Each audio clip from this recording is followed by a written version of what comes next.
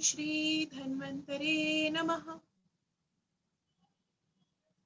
मुश्किलों से भाग जाना आसान होता है, यूं तो जिंदगी का हर पहलू इम्तिहान होता है, पर डरने वालों को मिलता नहीं कुछ भी जिंदगी में, लड़ने वालों के कदमों में जहान होता है। आदर, अभिनंदन, आभार, नमस्कार, सत श्री अकाल, आदाब, जय Shri Krishna, hello and good evening to all you amazing people out there.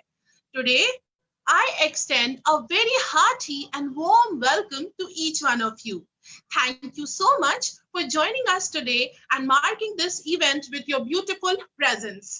मैं प्रतिभा पांडे आप सभी दर्शकों का वैद्य मित्रम के पूरे परिवार की ओर से आज के इस सत्र में बहुत बहुत स्वागत करती हूँ, हार्दिक अभिनंदन करती हूँ, वंदन करती हूँ। आप सभी का आज हमसे जुड़ने के लिए, या यूं कहूँ अभी तक हमसे जुड़े रहने के लिए बहुत बहुत शुक्रिया। गुरुजनों का सादर प्रणाम करते हुए आज मैं आपका पुनः परिचय करवाऊंगी हमारे इस कार्यक्रम के आयोजकों से। जी हाँ, क्योंकि आज ये हमारा समापन सत्र है, कंक्लूडिंग सेशन। तो चलिए तहे दिल से शुक्रिया करती हूँ हमारे वाव organisation, women of wisdom organisation, जो कि नॉर्थ इंडिया का एकमात्र ऐसा ऑर्गेनाइजेशन है जो कि एक्सक्लूसिवली फीमेल्स के द्वारा चलाया जाता है और उनका उद्देश्य है आयुर्वेद का प्रचार एंड प्रसार। साथ ही अर्पण आयुर्वेद फार्मेसी छिंदवाड़ा, जिसके मैनेजिंग डायरेक्टर हैं डॉक्टर आशीष पाल सर, आप दोनों ही हमारे इस वैद्य मित्रम श्रृंखला के आयोजक रहे हैं और आपके साथ, आपके प्रयासों से ही आज हम इस पड़ाव को छू पाए हैं। आपका पुनः इस कार्यक्रम के माध्यम से मैं प्रतिभा पांडे हार्दिक हृदय की गहराइयों से from bottom of my heart आप दोनों का शुक्रिया करती हूँ। थैंक यू सो मच हमारा साथ देने के लिए। आपकी वजह से ही यह सफर इतना सुखद और इतना सुहाना रहा है। आपको पता है, वैद्य मित्रम श्रृंखला का पहला सेशन 17 मई 2020 को हम आपके सामने लेकर आए थे और हमने सोचा कि कोरोना काल में जो हमारे पास ये एक्स्ट्रा समय है, इसका शास्त्र परिचर्चा करके सदुपयोग किया जाए और आप सभी आयुर्वेद के उभरते हुए सितारे, आप सभी आयुर्वेद के युवा वैद्यों की सहायता के लिए, जो कि हम नॉर्मल अपनी क्लिनिकल प्रैक्टिस में आप different physical and mental health challenges जो कि आप फेस करते हैं, तो उससे रिलेटेड इस मंच के माध्यम से हमारे बहुत ही अनुभवी वैद्य आपसे निरंतर जुड़े रहे, उन्होंने आकर आपसे अनुभव साझा करे और इसी के साथ आपकी ही रिक्वेस्ट पे इसके अंतर्गत वैद्य मित्रम श्रृंखला के अंतर्गत वैद्य मित्रम जूनियर नामक एक और श्रृंखला हमने शुरू करी, जिसमें हमने बात करी research methodologies, medical statistics, Ayurveda में शोध की। और आप ही के लिए इन दोनों सेशन के बाद कुछ ऐसा सेशन भी हम लेकर आए थे। जी हाँ, मैं बात कर रही हूँ लाइव डेमो की, जो कि आपने बहुत ज्यादा पसंद किया, जो कि live demo on beauty secrets हम लेकर आए थे। अब ये 3 धमाकेदार सेशंस के बाद हम लेकर आए हमारे इस श्रृंखला के अंतिम पड़ाव की ओर जब हम अग्रसर हैं, तो हम आपसे मिलवाने लेकर आए हमारे रचनाकारों को। जी हाँ, हमारी इस पिक्चर के डायरेक्टर्स को। तो इसी प्रयास में कल हम आपसे जुड़ी डॉक्टर बबीता शर्मा मैम और आज एक बहुत ही खास शख्सियत आपसे जुड़ने जा रही है। उनका परिचय मैं आपसे करवाऊं उसके पहले मैं आपको कुछ और बातें बता देती हूँ कि ये सत्र, अब आज जो हमारा सत्र होगा उसके बाद आपका हमारे पर्दे के पीछे के सारे कलाकार आज आपसे रूबरू होंगे। जी हाँ, वैद्य मित्रम परिवार आज आपसे मिलेगा, आपसे जुड़ेगा और आपको वैद्य मित्रम की इस श्रृंखला का, चलिए श्रृंखला तो यहाँ समाप्त हो गई, पर वैद्य मित्रम परिवार तो है ना, तो वैद्य मित्रम परिवार का नया ठिकाना और पता क्या होगा ये भी आपको पता चलने वाला है। तो इस सत्र के बाद भी आप हमसे जुड़े रहिएगा, क्योंकि बहुत सारी यूजफुल इंफॉर्मेशन आपको इस सत्र के बाद मिलेंगी। तो चलिए अब मैं आपका परिचय कराती हूँ हमारी आज की खास शख्सियत से। जी हाँ, हमारे गुरु, हमारे आदरणीय, हमारे प्रिय वैद्य मित्रम परिवार में हमारे सीनियर, हमारे बड़े, मैं बात कर रही हूँ डॉक्टर APS चौहान सर की। यहाँ सर अष्टांग शासकीय आयुर्वेद महाविद्यालय इंदौर में इन डिपार्टमेंट ऑफ क्रियाशारी sir professor as well as HOD है और सर विश्व आयुर्वेद परिषद मध्य प्रदेश शाखा के वाइस प्रेसिडेंट है। सर बहुत सारे सोशल ऑर्गेनाइजेशन से जुड़े हुए हैं और सर को 20 साल का टीचिंग एक्सपीरियंस है। जी हाँ, और सर ने इस टीचिंग के दौरान आयुर्वेद जगत को एक से बड़े एक धुरंधर दिए हैं, और इस परिवार में भी ऐसे कई धुरंधर हैं। जी हाँ, और सर हमेशा अपने स्टूडेंट्स के लिए अवेलेबल रहते हैं। सर ने बहुत सारे नेशनल एंड इंटरनेशनल लेवल्स पे अपने आर्टिकल्स दिए हैं, सर ने सेमिनार अटेंड किए हैं, लेक्चर्स दिए हैं। लेकिन मैं सर के बारे में एक बहुत खास बात आपको बताती हूँ। सर का प्रबंधन, जिसे हम बोलते हैं मैनेजमेंट स्किल, गजब का है। सर मैं बता रही हूँ, सर की जिंदगी में आपको दो दो लाइंस में बताती हूँ, सर का जो बिहेवियर मैं बताती हूँ, ठीक है। सर कहते हैं, अपने लफ्जों में मिठास को घुलने दो, ना खुद उदास रहो ना किसी को उदास रहने दो। जी हाँ, सर हमेशा, सर मृदु भाषी, सरल व्यवहार, हमेशा हंसते मुस्कुराते। और सर के पास जब भी स्टूडेंट्स जाते हैं, हम सब जाते हैं, हमारे माथे पे कितनी भी शिकन हो, सर यूं मिटा देते। जी हाँ, उनका मैनेजमेंट स्किल टॉप क्लास, बोलते हैं ना जैसे, टॉप क्लास का है। और आज मेरे सौभाग्य है, खुश नसीबी है कि सर के ही प्रोग्राम में सर को ही आमंत्रित करने जा रही हूँ। डॉक्टर एपीएस चौहान सर, आपका आज के इस कार्यक्रम में बहुत बहुत स्वागत है। और आइए, अब आप हमारे दर्शकों से जुड़िए। फाइनली पर्दे के पीछे रहकर जब आप हमेशा हमारा उत्साह वर्धन करते हैं, तो आइए और आज हमारे दर्शकों को भी अपने ज्ञान से लाभान्वित करिए सर। थैंक यू प्रतिभा, बहुत सुंदर आपका जो इंट्रोडक्शन का जो पहला पेज, वैद्य मित्रम की एक ये बहुत बड़ी, हम कहेंगे कि एक खोज, वैद्य मित्रम का जो कार्यक्रम जिसकी रचना की गई, जिसका सृजन किया गया, कहना चाहिए कि जब मंथन होता है तो कुछ न कुछ अमृत निकलता है।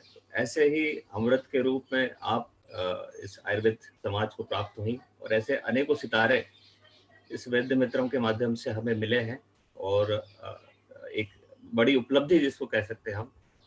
तो बहुत बहुत धन्यवाद आपका। पूरे वैद्य मित्रम परिवार के सभी मेरे साथियों को बहुत बहुत धन्यवाद देना चाहता हूँ, और आप सभी दर्शकों श्रोताओं का मैं अभिनंदन करता हूँ, इस अवसर पर स्वागत करता हूँ कि हमने एक वर्ष, पूरा एक माह जो है इस वैद्य मित्रम कार्यक्रम को संचालित किया। उसमें आपका बहुत सहयोग मिला, बहुत प्यार मिला, बहुत स्नेह मिला, और बहुत सारा आपका जो कहना चाहिए कि पार्टिसिपेशन हमारे कार्यक्रमों में रहा। इसके लिए मैं इस हमारे संगठन के, इस हमारे मंडल के, हमारे वैद्य मित्रम समूह के वरिष्ठ होने के नाते मैं सबसे पहले आप सभी का आभार व्यक्त करता हूँ। आज का जो मेरा टॉपिक है, एक शॉर्ट में एक छोटा सा टॉपिक मैंने लिया है, एक छोटी सी बात मैं अपनी कहना चाहता हूँ। और चूंकि वैद्य मित्रम की जो कल्पना हुई थी, उसमें हमने कहा ही था कि इंटरनेशनल वेब सीरीज है, और इसमें हमारे राष्ट्रीय, देश के अनेक प्रांतों के विशेषज्ञ, और बाहर से भी हमारे नेपाल, इटली और सिंगापुर से भी हमारे विशेषज्ञ इसमें जुड़े थे, जैसा कि आप मिले हो उनसे। तो एक समग्र प्रयास करने की कोशिश हम लोगों ने की थी। तो उसमें हमने आयुर्वेद के अनेक पहलुओं को छूने की कोशिश की। उसमें से एक पहलू और है जिसको हम हमारे इसमें चर्चा की गई, लेकिन उसकी पुनः आज चूंकि आज इस कार्यक्रम का समापन दिवस है, इसमें मैं पुनः उसकी चर्चा करना चाहता हूँ, और वह है preventive aspect of mental health in Ayurveda and yoga. तो आयुर्वेद और योग में मेंटल हेल्थ के लिए क्या हम प्रिवेंशन कर सकते हैं, और प्रिवेंशन की बात क्यों कर रहे हैं हम। जैसे हम सामान्य रूप से कहा जाता है कि prevention is better than cure. जब प्रिवेंशन की बात करते हैं तो हम ज़्यादातर, हमारे मन में एक यही एक कंसेप्ट है हमारे, कि हम अपने फिजिकली, हम अपने आप को कैसे मेंटेन करें, कैसा फूड लें, कैसे एक्सरसाइज करें, किस तरह का हमारा सोच विचार हो, किस तरह का हमारा एनवायरनमेंट हो, कैसा हमारा वर्किंग प्लेस हो। मतलब हमारा जो टारगेट होता है वो हम जनरली हमारा फिजिकल हेल्थ, हम देखते हैं हमारा वेट कितना हो गया, कितनी कैलोरी हमने कंज्यूम कर ली, कितनी कैलोरी हम कहना चाहिए अर्न कर ली, और कितनी कैलोरी हमारे स्टोर्ड हो गई, अब उसको कैसे कंज्यूम करेंगे। तो हमारा जो टारगेट जो एरिया होता है हमारा फिजिकल हेल्थ होता है, जब हम प्रिवेंशन की बात करते हैं तो। लेकिन मैं ये कहना चाहता हूँ यहाँ पर, और मेरा ये सोचना है कि हमको हमारा जो मेंटल हेल्थ है उसकी तरफ हमारे समाज में पहले से ही, आरंभ से हम देखते हैं तो अवेयरनेस की कमी है, एक जागरूकता की, एक कहना चाहिए कि उसके प्रति हमारा जो जानकारी है वो थोड़ी कम है, और हम उस पर ज़्यादा ध्यान नहीं देते हैं। लेकिन ये एक बहुत इम्पोर्टेंट पक्ष है, ये बहुत महत्वपूर्ण पक्ष है। इसका मॉडर्न मेडिकल साइंस में भी इसका बहुत देर से कहना चाहिए कि इस बारे में जानकारियां प्राप्त हुई। काफी इग्नोर्ड कहना चाहिए कि ये एरिया रहा जहाँ पर बहुत काम बहुत देर से शुरू हुआ, और उस पर लेकिन उसको करने की बहुत आवश्यकता है। वर्ल्ड हेल्थ ऑर्गेनाइजेशन भी अब ये कहता है कि चूंकि अपने वर्ल्ड में जो ज्यादातर जो हमारे जो इन्फेक्शन डिसीजेस है या जो भी जो मेटाबॉलिक जो हमारे डिसऑर्डर्स थे, उनका हमने धीरे धीरे वर्ल्ड हेल्थ ऑर्गेनाइजेशन के थ्रू कह रहे हैं कि हम कंट्रोल करते चले आ रहे हैं। लेकिन ये एक ऐसा एरिया है जिसके अंदर अब आने वाले समय में इसके चैलेंजेस हमको देखने को मिलेंगे। तो mental health is a coming problem in the world health tomorrow. तो उसको हमको हमारा जो आयुर्वेद है या हमारा जो इंडियन साइंस है, जिसमें आयुर्वेद भी आता है, योग भी आता है, वो हमें किस तरह से हेल्प कर सकता है, हम किस तरह से उसमें अपने आप को प्रिपेयर कर सकते हैं प्रिवेंशन के लिए। ये मेरा कहने का उद्देश्य है। और आज इसकी आवश्यकता क्यों है, ये बहुत इंपॉर्टेंट बात है कि आज इस समय क्यों आवश्यकता है। अभी हम देख रहे हैं कि पूरे वर्ल्ड ओवर में हम एक महामारी से जो है वो ग्रसित है, और पूरा कोरोना ने पूरे वर्ल्ड के कोई ऐसा कंट्री नहीं है जहाँ पर एक अपना प्रभाव ना छोड़ा हो। कई कई जगह तो बड़ी बड़ी जो है वहाँ पर हानियां हुई हैं। तो उसकी वजह से हम देखते हैं कि एक मन में सभी के एक भय, एक आशंका, एक डर, एक पूरा व्याप्त हुआ। इसी तरह से इस डर और इस भय की वजह से आप ये देखोगे कि उसके जो असर हैं वो आज भी हमें दिखाई दे रहे हैं, और आज के बाद भी जब हम इस एपिसोड से जब हम बाहर आ जाएंगे उसके बाद भी एक लंबे समय तक इसका जो डर है हमारे मन में बना रहेगा। तो कहने का मतलब ये कि हमारे मन के ऊपर जो इन्वायरमेंट होता है, जो कंडीशंस होती है, वो बहुत प्रभाव डालती है। हम कई बार उसे महसूस करते हैं, कई बार नहीं करते हैं, और बहुत ज़्यादा डैमेज कर जाती है, ये भी हमें पता नहीं चलता। तो ये इसलिए हमको इस एरिया में काम करने की आवश्यकता है, ऐसा मेरा सोचना है। और विशेष बात यह है कि हमारा साइंस इंडिजिनस हमारा आयुर्वेद और इंडिजिनस हमारा योग, ये हमें किस तरह से मदद कर सकता है, क्योंकि हमारे भारतीय एनवायरनमेंट, सोशो इकोनॉमिक जो हमारी कंडीशंस है, उसमें हमारा जो साइंस है वो सबसे मोस्ट अप्रोप्रिएट साइंस हम कहते हैं कि वो हमारे लिए हो सकता है, हमारे लिए ये कार्य कर सकता है। तो इसी उद्देश्य को लेकर के ये मैंने आज टॉपिक लेकर आया हूँ। ये आप देख रहे हैं, ये दो चित्र आपके सामने रख रहा हूँ। इसके थ्रू ये बताना चाहता हूँ कि माइंड जो है वो हमारी लाइफ में कितना इम्पोर्टेंट रोल प्ले करता है। ये जो एक तस्वीर है वो कल की है या परसों की है, ऐसा कह सकते हैं हम, मतलब कहना चाहिए कि वर्तमान की है, जिसमें हम सारा देश जो है उस घटना से दुखी हुआ। और एक जो चित्र है वो हजारों वर्ष पहले की है, हजारों वर्ष पहले की एक घटना है। लेकिन आप दोनों ही घटनाओं में आप देखेंगे कुछ समानता है, बहुत सारी समानता है। देखेंगे कि हम या दोनों ही जगह, चाहे हम इस बॉलीवुड के इस सुपरस्टार की बात करें या उस महाभारत के सुपरस्टार की बात करें, दोनों ही जो है वो अपने फिजिकल अगर उनकी स्ट्रेंथ देखें तो जबरदस्त। अर्जुन जो है वो उस समय का सबसे बड़ा धनुर्धारी और सबसे ज्यादा शक्तिशाली और उससे ज्यादा लड़ने वाला योद्धा उस काल में जो है वहां उस समय मौजूद नहीं था। उसकी स्थिति देखिए कि वो अपने आप को सारे अस्त्रों को छोड़ करके बैठा हुआ है, और वो ये कह रहा है कि अब मैं युद्ध में लड़ने में अक्षम हूँ, मैं सक्षम नहीं हूँ और मैं ये लड़ नहीं पाऊंगा। तो वहां पर क्या हुआ उसके साथ में, आप जानते हो कि जो भगवान कृष्ण ने उनको जो बताया वो उसका कहते हैं कि वो गीता जो है वो एक साइकोलॉजी का एक सबसे पहला विज्ञान है, सबसे पहला ग्रंथ है जिसने पूरी दुनिया को आज तक मन की जो हमारी जो शक्तियां हैं, मन की जो हमारी जो परेशानियां हैं, मन की जो जो हमारी व्यथाएं हैं, जो हमारी समस्याएं हैं, वे और उनका हल, ये दोनों ही चीजों का इतना सुंदर ग्रंथ जो है आज तक दुनिया में नहीं हुआ। वो उस अवस्था में निकल कर के आया। तो कहना के तात्पर्य ये है कि अर्जुन जो है उस समय अपने मानसिक परेशानियों से या मानसिक मन की वजह से अपनी शारीरिक शक्तियां होने के बावजूद भी अपने आप को कमजोर और क्षीण फील कर रहे थे। इधर दूसरी तरफ ये इस स्टार की बात करें तो ये भी सभी तरह से सक्षम होते हुए भी वो मन के अपने जो अवसाद की वजह से जो है वो उसने एक ऐसा कदम उठाया कि हम सब आश्चर्यचकित रह गए, दुखी भी हुए। वहां फिर दूसरे अगर हम देखें तो वहाँ भगवान कृष्ण एक काउंसलर के रूप में अर्जुन के सामने आते हैं और उसको उस अवस्था से बाहर निकाल के ले आते हैं और उसको ये पूरा आभास दिलाते हैं कि तुम्हारे अंदर सारी शक्तियां मौजूद है, तुम सब कुछ कर सकते हो। और वो वहां से बाहर निकल करके आते हैं और फिर वो उनका जो उद्देश्य है उसकी पूर्ति होती है। लेकिन यहाँ इस स्टार के साथ में एक ट्रेजेडी ये हो जाती है कि इसको वैसा कोई काउंसलर नहीं मिलता है जो उस स्थिति से बाहर लेकर के आ पाए और वो अपने वापस अपने पुनः अपनी जो वास्तविकता के साथ में फिर रह सके। तो कहने का मेरा तात्पर्य यही है कि जो परेशानी हजारों वर्ष मनुष्य के साथ, हजारों वर्ष पूर्व मनुष्य के साथ में थी, आज भी वो मौजूद है। इसका हमें ध्यान देने की आवश्यकता है और इस पर हमें कार्य करने की आवश्यकता है। जैसे हम कहते हैं ना कि हमारी हेल्थ जो होती है वो हमारे बर्थ के साथ में हमारे माता पिता से जो जीन्स मिलते हैं, जो एनवायरनमेंट मिलता है, जो हमारा उसके माध्यम से हमारा हेल्थ जो है वो हमारा स्वास्थ्य उससे बनता है। लेकिन उसको मेंटेन करने के लिए, उसको आगे बनाए रखने के लिए हमें फिर बाद में, कुछ समय बाद में, कुछ उम्र के बाद में फिर हमें प्रयास करना होगा, तभी हम उस स्वास्थ्य को बनाए रख पाएंगे। इसी तरह से मानसिक स्वास्थ्य अगर हमारा आरंभ में अच्छा है, लेकिन उसको फिर हमको उस पर लगातार कार्य करने की आवश्यकता है। यही मेरा कहने का उद्देश्य है कि हमें प्राप्त करना है, उसको हमको जो है वो एक्वायर्ड करना होगा, उस हेल्थ को हमको एक्वायर्ड करना होगा। एक्वायर्ड करने के लिए हमको एफर्ट्स करना होंगे।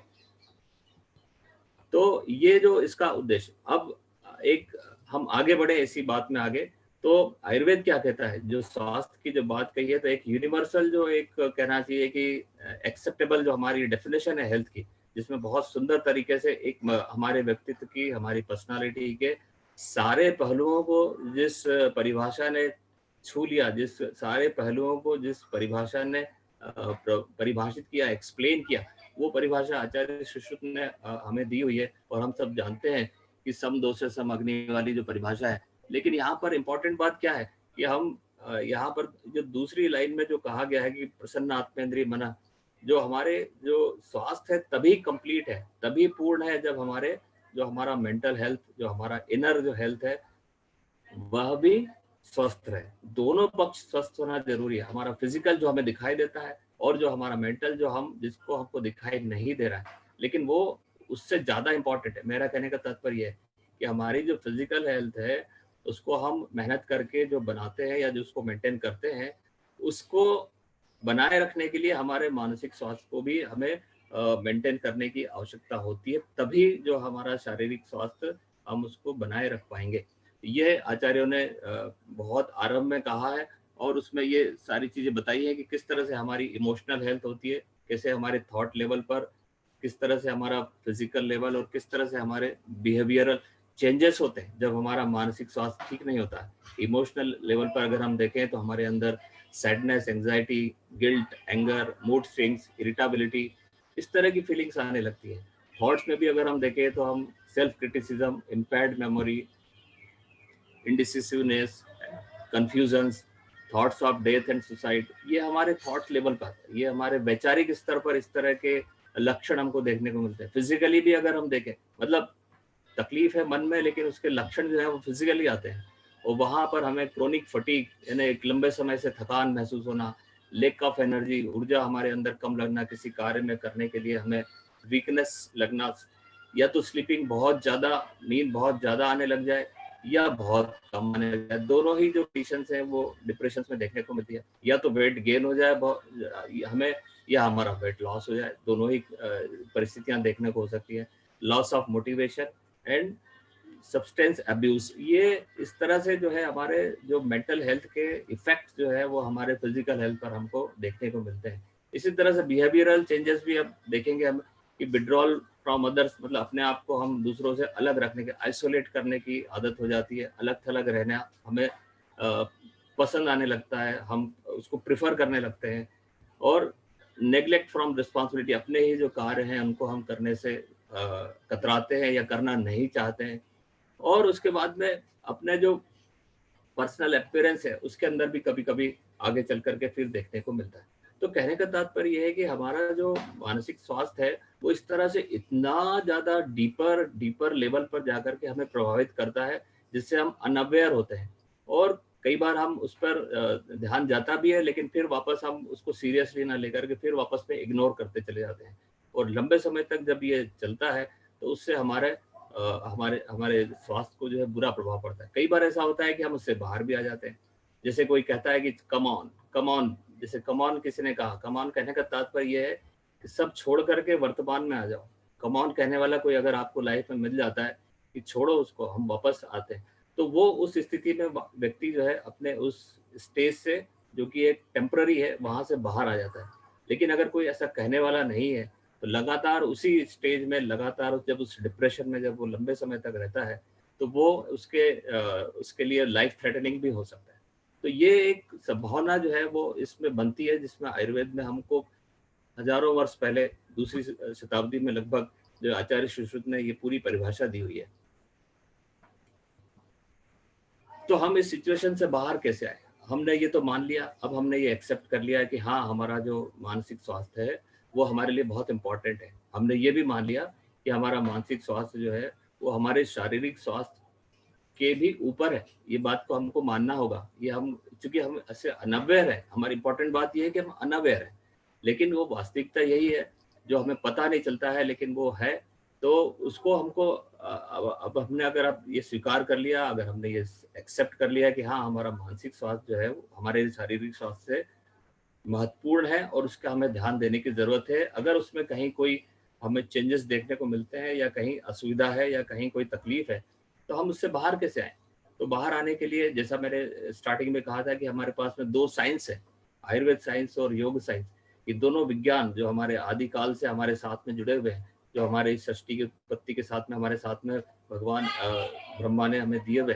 तो आयुर्वेद का जो जिस तरह से उद्भव हुआ है, तो वहाँ उन्होंने हमको, अगर आयुर्वेद के दृष्टि से जाना चाहें तो हमको त्रिगुण थ्योरी के ऊपर हम काम करते हैं। त्रिगुण थ्योरी के ऊपर हमें सोचना होता है, क्योंकि जो हमारा जो अपीयरेंस है, जो फिजिकल अपीयरेंस है, हम कहते हैं ये हमारा दोष धातु मल से निर्मित शरीर है, ये हमारा पंच महाभूत से निर्मित शरीर है। हम यहाँ कहते हैं कि पंच महाभूत सत्व आत्मा से ये सम्मिलित शरीर है।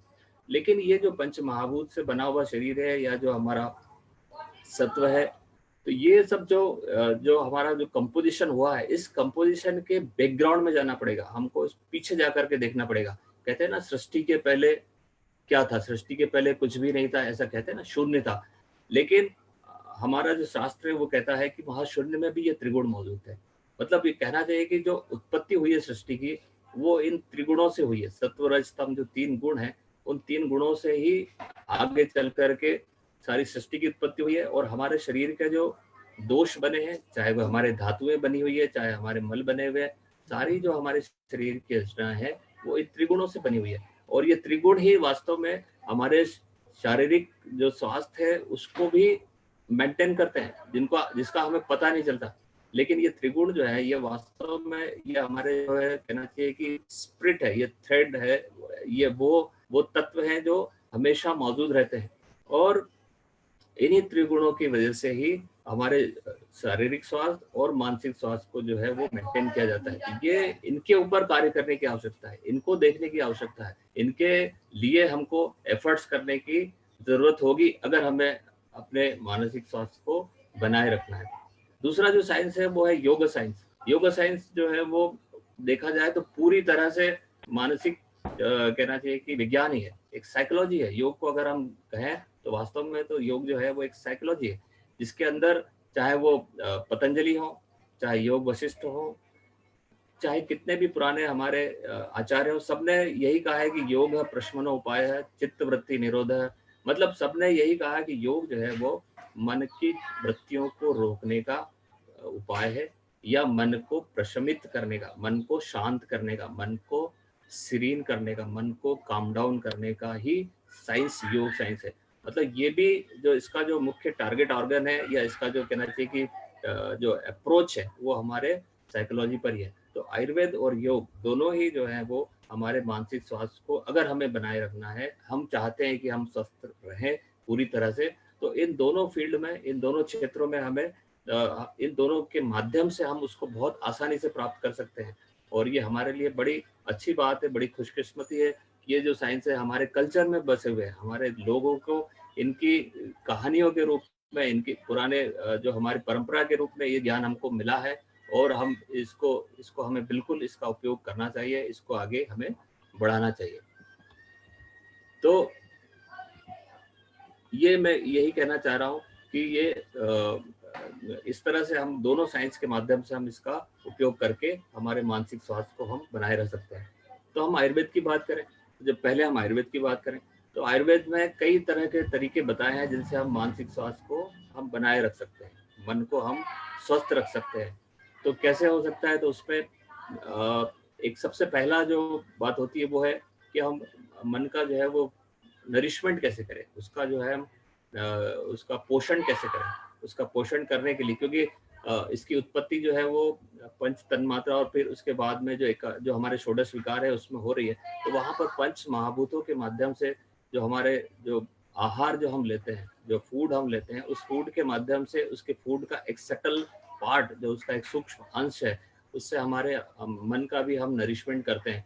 और वो जो सूक्ष्म अंश है, उस आहार का जो सूक्ष्म अंश है, उस अंश में जो है वो यही त्रिगुण सत्व रज और तम, ये तीन गुण जो होते हैं, ये तीन गुण जाकर के हमारे उस मन का पोषण करते हैं। तो उस नरिशमेंट के ऊपर हमको, उस भोजन के ऊपर, उस फूड के ऊपर हमको जो है वो मॉनिटर करने की आवश्यकता है कि हमारा फूड कैसा हो जिससे हमारे मन का जो पोषण है वो बहुत उत्कृष्ट हो। उस मन को जब के लिए जो है वो उपयुक्त फूड हम दे पाए। ये हमारे इसका आयुर्वेद का जो है पहला, एक कहना चाहिए कि पहला सोपान है, पहला जो कहना चाहिए स्टेप है। तो डाइट की बात की गई है यहाँ पर। तो डाइट, मन के जब डाइट की बात आती है तो केवल आहार नहीं होता है, आहार के अलावा जो हम इंद्रियों से, हमारे जो ज्ञानेंद्रियों से जो हम ग्रहण करते हैं, चाहे हम नेत्र के द्वारा, कर्ण के द्वारा, चाहे जिह्वा के द्वारा, जो भी हम इससे भी जो ग्रहण करते हैं, वो ग्रहण किए हुए जो विषय होते हैं वो भी हमारे मन को जाकर के और इन्फ्लुएंस करते हैं। तो चाहे हम आहार लें, फूड लें, या हम इन ज्ञानेंद्रियों के माध्यम से हम कुछ आहार करें या उसके माध्यम से कुछ सेवन करें, वो सारा जो है अल्टीमेटली जाकर के हमारे माइंड को नरिश करता है, पोषित करता है। और जैसा हम फूड लेंगे, जैसा हम उसको उपलब्ध कराएंगे, उसी तरह से वो उसका मन का जो है वो विकास होगा, पोषण होगा, और वो उसी तरह से जैसे जैसे उनके गुणों का उसमें वर्धन होगा वो अपना कार्य करेगा। तो डाइट जो है वो ये इस तरह से होना चाहिए कि जो हमारे मन का जो है वो पोषण सही ढंग से हो। और कहा भी है कि अन्न का जो जो जो शटल पार्ट है, जो छोटा जो अंश है, वो जाकर के हमारी इंद्रियों को, जो हमारी इंद्रियां हैं, उनका भी अंत में जाकर के पोषण करता है। और ऐसा भोजन करना चाहिए जिससे हमारे विकार जो है, जो अजात विकार है, अजात विकार से तात्पर्य जो अभी उत्पन्न नहीं हुए हैं, उनकी अनुत्पत्ति हो, मतलब वो उत्पन्न ही ना हो। जो उत्पन्न नहीं हुए हैं वो उत्पन्न ही ना हो, मतलब हम उनका प्रिवेंशन करना चाहते हैं डाइट के माध्यम से। तो इसलिए to bring out the mental balance, mind gunas to be modified from tamasic to rajasic, rajasic to sattvic through some simple modification of our dietary habits।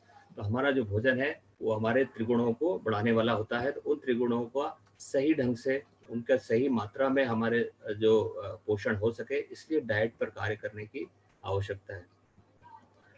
तो डाइट जो है वो, जैसा कि हमने कहा है, आहार जो है वो किस तरह का हो सकता है। तो आहार हमने तीन तरह से डिवाइड किया हुआ है: सात्विक आहार, राजसिक आहार और तामसिक आहार। तो इसका तात्पर्य क्या है?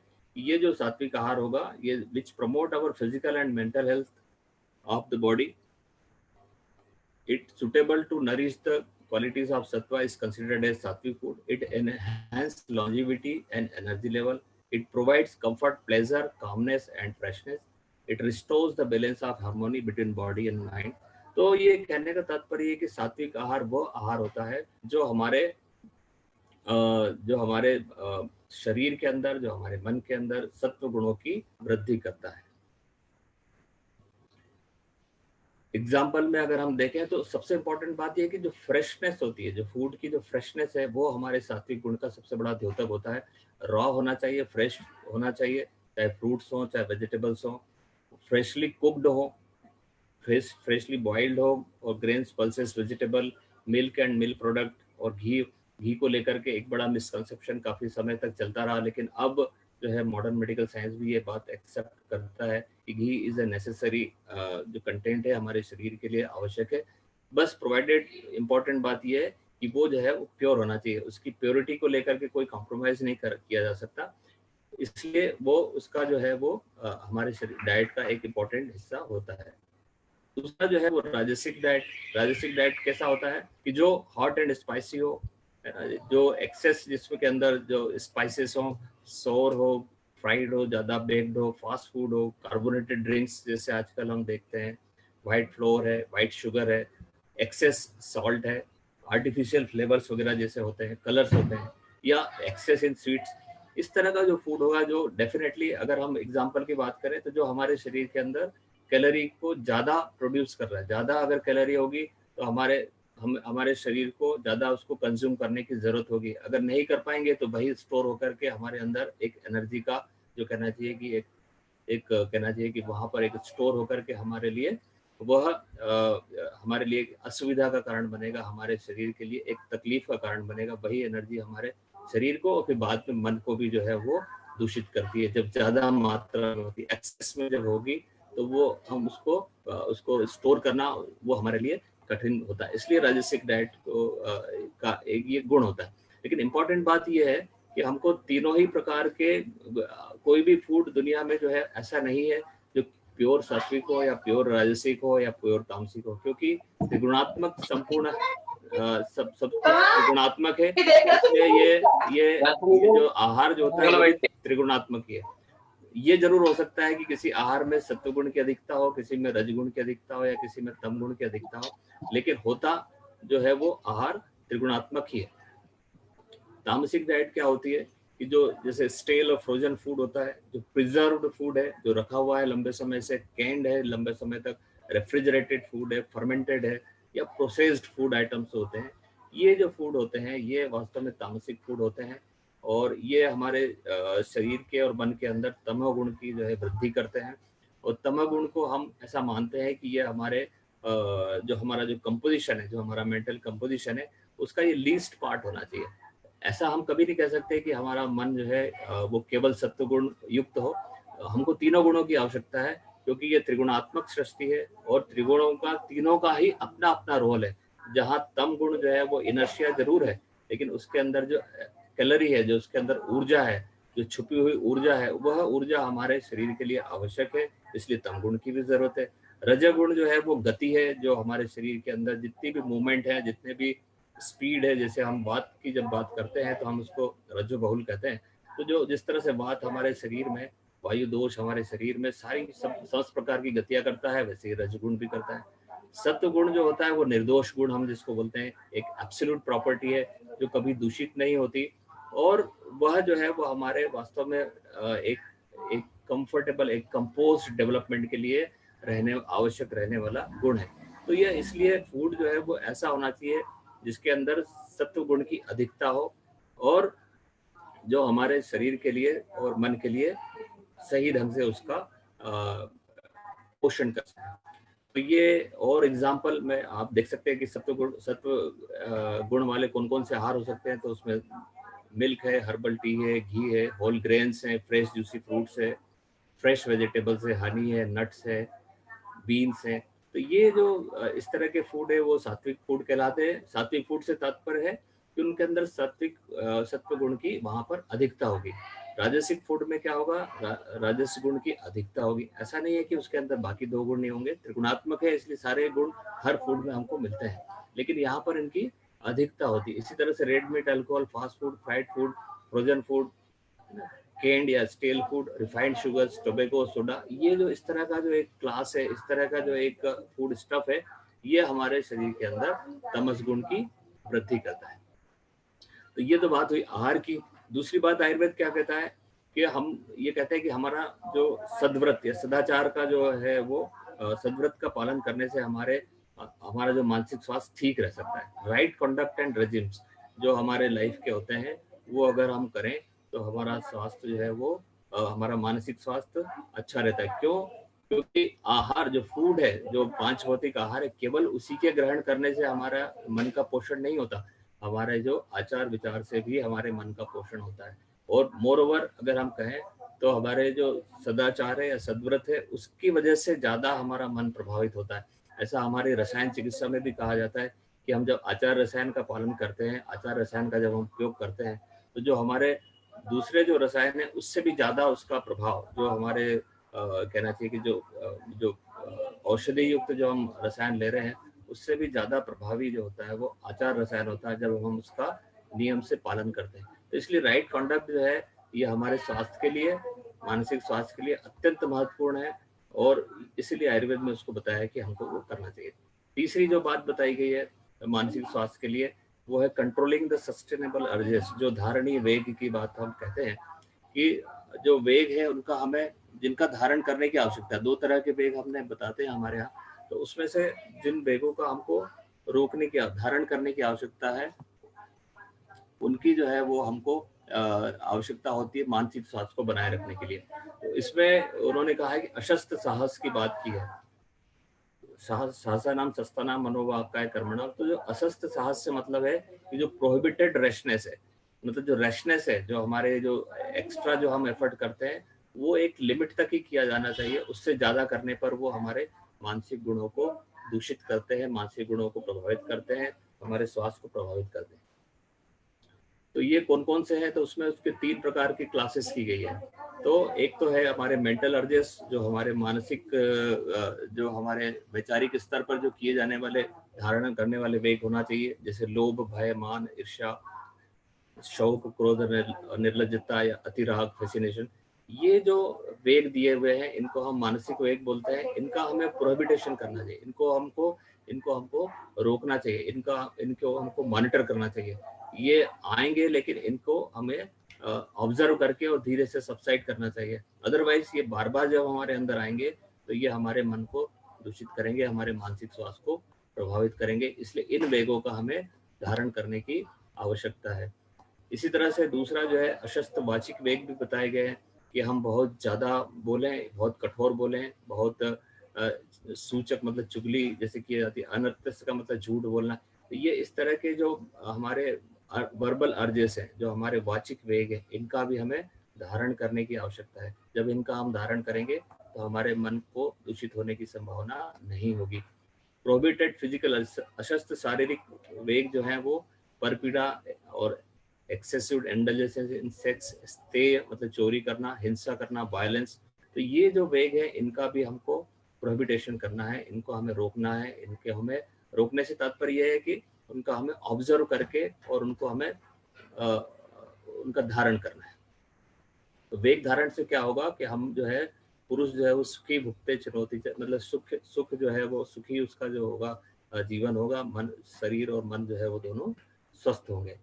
चौथा जो कारण दिया हुआ है मानसिक स्वास्थ्य को बनाए रखने के लिए वो है प्रज्ञा अपराध। प्रज्ञा अपराध मतलब कि धी धृति स्मृति विभ्रंश कर्म यत् कुरुते अशुभम, मतलब जानबूझ करके जो किए जाने वाले जो गलत कार्य हैं वो प्रज्ञा अपराध कहलाते हैं। और आज वर्तमान में जो परिस्थितियां, जैसे ये जो जनपदोधंस की जो हम हमारी देखते हैं, कोरोना को जो हम देख रहे हैं, तो उसमें भी ये आयुर्वेद यही कहता है कि लंबे समय तक जब हमने जानबूझ करके प्रकृति के साथ जो छेड़खानी की है, प्रकृति के साथ जो छेड़छाड़ की है, प्रकृति के नियमों के विरुद्ध हमने कार्य किए हैं, और उनको प्रकृति में जो मनुष्य के अलावा जो जीव या जो प्राणी है या जो पशु पक्षी पौधे हैं उनको इग्नोर किया है, उनके साथ में अत्याचार किया है। इसलिए प्रकृति अपना प्रकोप दिखाने के लिए अपना जो है वो कहना चाहिए कि उसका प्रभाव जो है वो इसी रूप में, महामारी के रूप में, जनपदोधंस के रूप में प्रकट होता है, ऐसा आयुर्वेद में माना जाता है। प्रज्ञा अपराध उसके मूल कारण में होता है। तो ये मानसिक, इसी तरह से ये मानसिक जो है हमारे स्वास्थ्य को भी प्रभावित करता है। तो इसको अगर हमें मानसिक स्वास्थ्य को बनाए रखना है तो प्रज्ञा अपराध हमें नहीं करना है। इसके लाभ भी इसी तरह से होंगे कि जो प्रज्ञा अपराध अगर हम नहीं करेंगे तो हम स्वस्थ होंगे, हमें शारीरिक स्वास्थ्य और मानसिक स्वास्थ्य दोनों ही अच्छा रहेगा। पांचवा जो दिया हुआ है वो है उपधा। उपधा का मतलब होता है इम्प्रॉपर नॉलेज।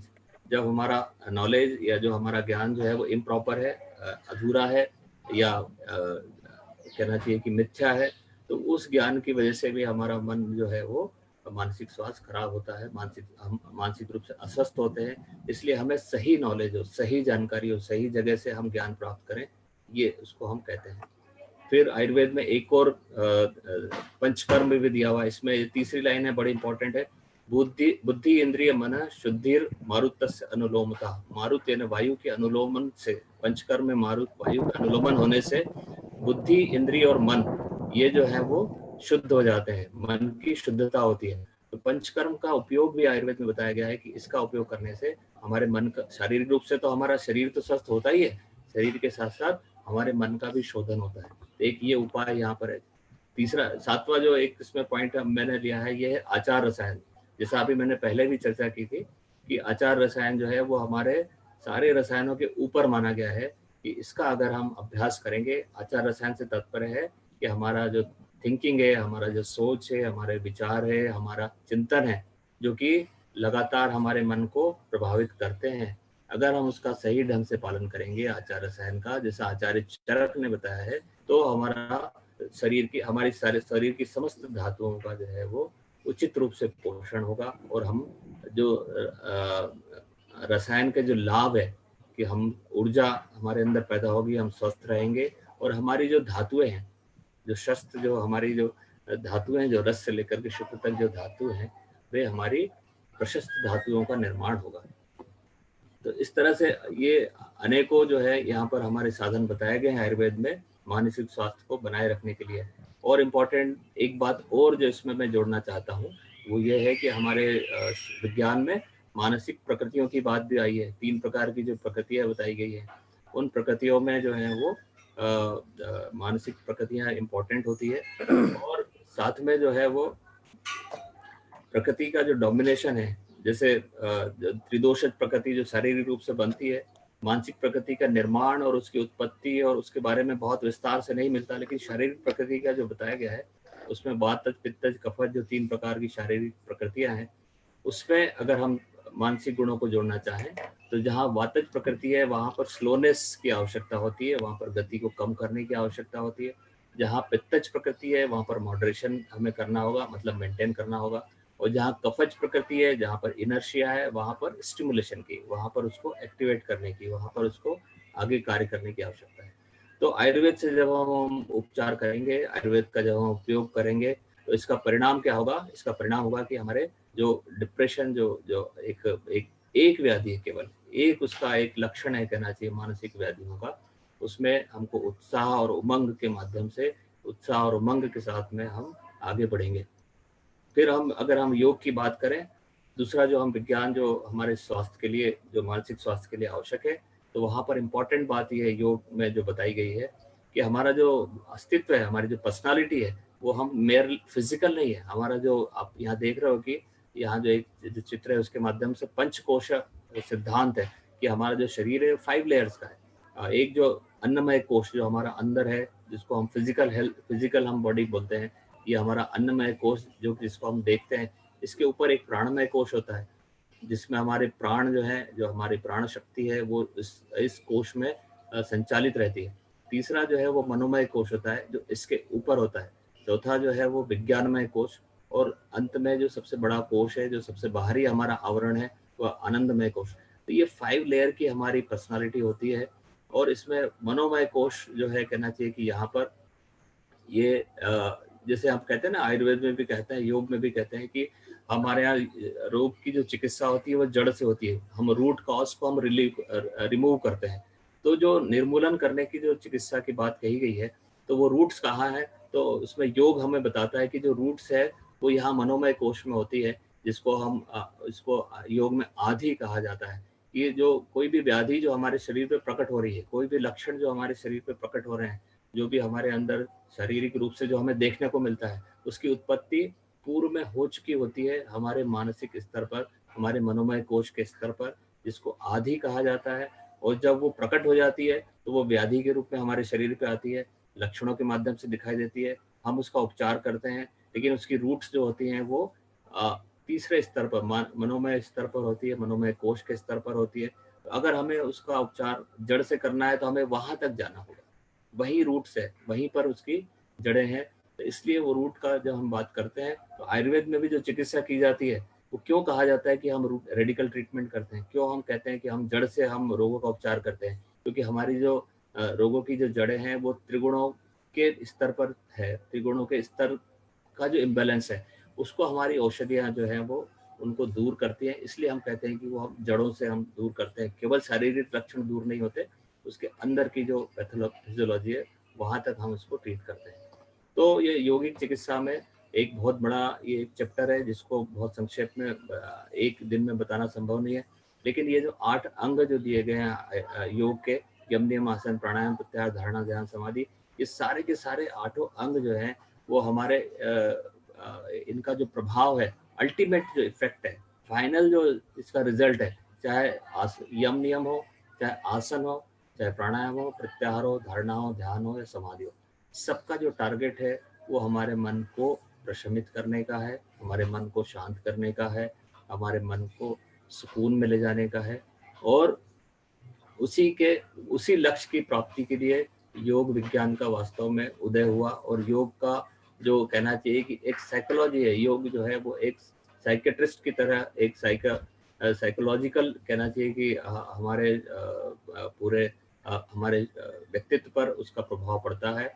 और इसका अल्टीमेट इफेक्ट, इसका जो मुख्य, जैसे पतंजलि के लिए हम कहते हैं कि योगेन चित्तस्य, मतलब योग के द्वारा जो है वो चित्त की जिसने शुद्धि की है, चित्त के मलों को जो दूर करता है वह योग है। तो ये योग का जो संपूर्ण जो प्रयास है वह मन के ही चिकित्सा के लिए होता है। और इसका उद्देश्य क्या होता है कि हमारे अंदर के जो तामसिक गुण है उनसे हम ऊपर उठ के राजसिक बहुल हो जाएं, राजसिक गुण जब अधिक हो जाते हैं तो हम सात्विक बहुल हो जाएं, और फिर उसके बाद त्रिगुणों से भी ऊपर हम जा करके प्योर सत्व की स्थिति में पहुंच जाएं। तो ये ग्रेजुअल जो कहना चाहिए कि ह्यूमन बीइंग से डिवाइन बीइंग की ओर जाने का प्रोसेस है, उसको हम योग कहते हैं, उसको योग साइंस कहा जाता है। तो मैं ये संक्षेप में मैंने अपनी बात यहाँ कहने की कोशिश की, प्रयास किया, और इसके पीछे उद्देश्य यही था कि जो हमारा मानसिक स्वास्थ्य है इसको बनाए रखने के लिए, स्वस्थ बनाए रखने के लिए हमें योग और आयुर्वेद, ये दोनों ही जो है विज्ञान हमारे लिए बहुत उपयोगी साबित हो सकते हैं। आप सबने मुझे सुना, इसके लिए आपका बहुत बहुत धन्यवाद। पूरे वैद्य मित्रम परिवार का धन्यवाद। सारी टीम जिस तरह से लग करके पूरे 1 महीने तक लगातार जिन्होंने कार्य किया, उसके लिए मैं सभी साथियों का और आप सभी श्रोताओं का, सारे विद्यार्थियों का, सारे क्लिनिशियंस का, सभी का मैं बहुत बहुत धन्यवाद देता हूँ। Over to doctor Pratibha. Thank you so much sir, बहुत बहुत धन्यवाद सर। वैद्य मित्रम के पूरे परिवार की ओर से, हमारे दर्शकों की ओर से आज हमारे बीच विशेष वक्ता की भूमिका निभा रहे हमारे श्रेष्ठ डॉक्टर APS चौहान सर का इस महत्वपूर्ण विषय पर इतना ज्ञानवर्धक और बहुमूल्य व्याख्यान देने के लिए मैं तहे दिल से शुक्रिया करती हूँ। Thank you so much sir. आज के समय में हम शारीरिक स्वास्थ्य का तो बहुत ध्यान रख लेते हैं, हम देखते हैं कि कहीं एक चोट भी ना लग जाए, हमें एक निशान भी ना आ जाए, लेकिन मानसिक स्वास्थ्य पे ध्यान नहीं देते। किसी ने कुछ बोल दिया, कुछ हो गया, सबसे पहले अपने आप को परेशान करना शुरू कर देते हैं। हमारे आचार्य, मॉडर्न आज जानता है साइकोसोमैटिक डिसऑर्डर्स के बारे में, लेकिन हमारे आचार्य कितने साल पहले, हजारों साल पहले इस बारे में कह गए हैं। यह शरीर